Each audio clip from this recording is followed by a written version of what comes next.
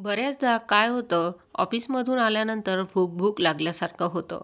त्याचबरोबर मुलं ट्युशनवरून, शाळेमधून आल्यावर त्यांनाही भूक लागल्यासारखं होतं. त्यावेळेस मुलं आपल्याला मॅगी, नूडल्स बनवून मागतात. ते बनवून देण्यापेक्षा आपण मुलांना ही भरली चपाती बनवून देऊ शकतो. एकदम चटपटीत, हेल्दी आणि बनवायलाही सोपी अशी ही भन्नाट अशी भरली चपाती आहे. घरातील साहित्यामध्ये एकदम कमी वेळामध्ये, कमी तेलामध्ये बनणारी आहे. तुम्ही कधीच ही खाल्ली नसेल अशी ही छान चटपटीत अशी रेसिपी भरली चपातीची आहे. तुम्ही नक्की बघा. चॅनलवर तुमचं स्वागत आहे. चला तर रेसिपीला आपण आता सुरुवात करूया. सर्वप्रथम आपल्याला इथे कणिक घ्यायची आहे. ही भिजवलेली कणिक आहे. ही 4 ते 5 चपातीची कणिक आहे. या कणकीला आपल्याला गोळा करून घ्यायचा आहे आणि हा गोळा आपल्याला लाटून घ्यायचा आहे. चपातीसारखाच हा गोळा आपण लाटून घेऊया. दोन्ही बाजूने याला आपल्याला आता तेल लावायचं आहे आणि घडीची चपाती म्हणतात त्याप्रमाणे इथे ही चपाती आपल्याला लाटून घ्यायची आहे. ही चटपटीत चपाती एकदम कमी वेळात तयार होते आणि घरच्या साहित्यामध्ये नक्कीच तयार होते. त्यामुळे मुलांच्या दृष्टीने आणि लहानांपासून ते मोठ्यांच्या दृष्टीने खूपच छान आहे आणि नाश्ता हा पोटभरीचा असल्यामुळेच एकदम छान आहे. रोज रोज कांदे पोहे, उपमा वगैरे तर आपण खातच असतो. पण अशी छान भरली चपाती तुम्ही कधीच खाल्ली नसेल तर ही चपाती नक्की तुम्ही बनवून बघा. या पद्धतीने चपाती आपल्याला आता छान गोल आकारामध्ये लाटून घ्यायची आहे. चपातीचा आकार हा मीडियमच हवा. तुम्ही तुमच्या पद्धतीने चपाती लाटून घ्यायची आहे, पण आकार हा व्यवस्थित हवा.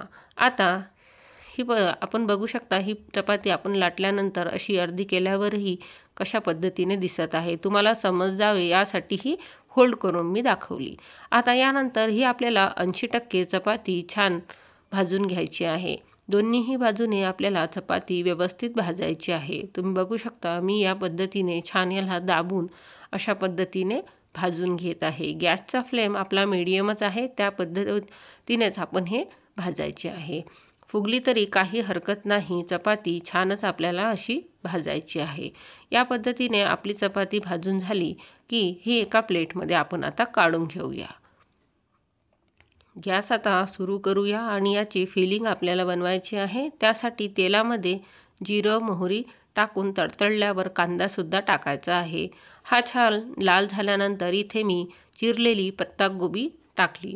त्यानंतर शिमला मिरची यामध्ये टाकून घ्यायची आहे. चिरलेला गाजरसुद्धा आपल्याला यामध्ये टाकायचं आहे. तुम्ही आणखी ही भाज्या यामध्ये ॲड करू शकता. पनीर ॲड करू शकता. तर मी इथे ह्या एवढ्या भाज्या वापरलेल्या आहेत.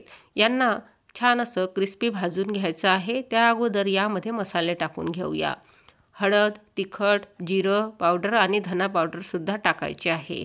हे छान असं भाजून घ्यायचं आहे. तुम्ही तुमच्या चवीनुसार इथे मीठ आणि आणखी मसाले थोडे वाढवू शकता. जसं इथे 1 चम्मच तिखट घेतलेलं आहे तर आणखी तुम्ही तुमच्या चवीनुसार वापरू शकता. आता हे छान भाज्यांना लागायला हवं. चारही बाजूने व्यवस्थित याला क्रिस्पी करायचं आहे आणि भाज्यांचं पाणी यामध्ये सुकायला हवं. थोडे वाटाणेसुद्धा यामध्ये मी टाकून घेणार आहे आणि पुन्हा या वाटाण्यांनासुद्धा भाजून घेणार आहे. म्हणजे वाफेने हे छान होऊन येतील. बघा याचा रंग किती छान आलेला आहे. हे सारण आपलं तयार झालं की एका पॉटमध्ये काढून घ्यायचं आहे. सर्व सारण मी इथे पॉटमध्ये काढून घेतलेलं आहे आणि कुस्करलेला बटाटा यामध्ये आता आपल्याला टाकायचा आहे आणि थोडं कोथिंबीरसुद्धा टाकून घेऊया. थोडं चवीसाठी चाट मसाला टाकून घेऊया आणि हे फिलिंग आहे तर यामध्ये आपल्याला मिक्स करायचं आहे. चारही बाजूने व्यवस्थित फिरवून आता मी पोटॅटो मॅशर घेतलेला आहे आणि याने छान मॅश करून घेणार आहे. हळूहळू मॅश करून घ्यायचं आहे आणि सारण आपलं तयार झालेलं आहे. चपाती जी बनवली होती तिला चाकूच्या साहाय्याने या पद्धतीने थोडं कट मारायचं आहे. बरोबर मधोमध आपला कट व्यवस्थित यायला हवा.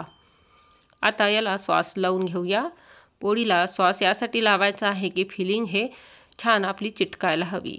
गरम गरम असल्यानंतर टाकू नका. थोडं थंड झाल्यावरच यावर आपल्याला हे असं स्प्रेड करायचं आहे. छोटा चम्मच घेतला तरी चालतो. त्याने अशा पद्धतीने आपल्याला स्प्रेड करून घ्यायचं आहे. बघा ही भरली चपाती या पद्धतीने आपल्याला गोल भरून घ्यायची आहे. एका बाजूने आपण याला फोल्ड करणार त्या अगोदर थोडं मी इथे चीजसुद्धा टाकून घेतलेलं आहे. हे छोट्या किसणीने छान किसून घेतलेलं आहे. बारीक किसणीने मी इथे किसून घेतलेलं आहे. आता व्यवस्थित असा त्रिकोण आपल्याला तयार करून पुन्हा याला पलटी मारून घ्यायची आहे आणि पुन्हा इकडच्या साईडने सुद्धा पलटी ही करून घ्यायची आहे. याला छान दाबून घ्यायचं म्हणजे सारण हे चारही बाजूने व्यवस्थित आपलं चिटकून जाईल. बघा, अशा पद्धतीने हा एक भरल्या चपातीचा त्रिकोण आपला तयार झालेला आहे.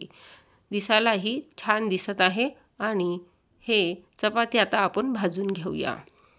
तव्यावर 1 चम्मच तेल टाकायचं, तव्याला छान गरम होऊ द्यायचं आणि त्यानंतर ही चपाती यावर टाकून घ्यायची.